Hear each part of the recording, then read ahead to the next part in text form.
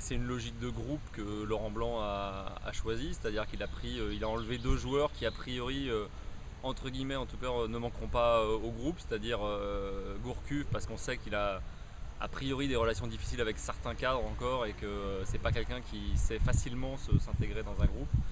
Et puis Yanga, parce que lui il était là depuis 3-4 jours et qu'effectivement il n'avait pas encore eu le temps de s'attacher avec tout le monde.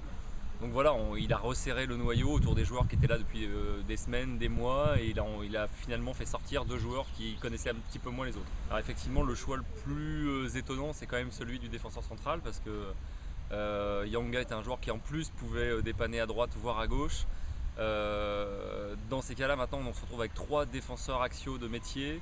Et en cas de problème d'un voire deux défenseurs, c'est Alou Diarra qui deviendrait, de toute façon il est le quatrième choix dans l'axe maintenant. Et effectivement il y a quand même un risque de le voir jouer à ce poste où il évolue quand même très rarement. Et on ne sait pas s'il peut donner vraiment de garantie au niveau international à ce poste. Le plus étonnant avec Gourcuff, c'est effectivement, on se demande ce qu'il voulait voir, puisqu'il a dit que le match contre l'Islande ne servait pas de test ou de sélection. Donc voilà, est-ce qu'il a voulu le voir évoluer dans le groupe pour savoir s'il arrivait à s'intégrer mieux que par le passé? Est-ce qu'il voulait voir s'il avait retrouvé ses sensations? On se demande un petit peu pourquoi il l'a fait venir, parce qu'effectivement